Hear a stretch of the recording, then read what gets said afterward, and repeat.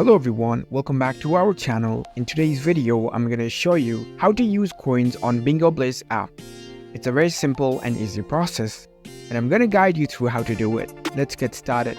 First of all, on your phone, launch the Bingo Blitz app. After you are inside the app, make sure that you are logged in with your account. If you don't have any account, you can easily create a new one first.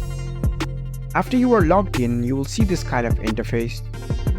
In this map page, you will be able to find your credits, your gems, your coins over here. You can tap on any options over here. So you can buy credits, coins and gems from this bingo store. And here you can see Bingo Boost option, tap on it. So you can use those coins to buy these power packs and other bingo boosts. And another use of the coin is, you can use it to gift them to your friends. Here you can see the gift icon, tap on it. Now you will be taken to the gift center. Now select the send gifts option. So you can send credits, you can send power-up packs and spin packs with the use of your coin to your friends.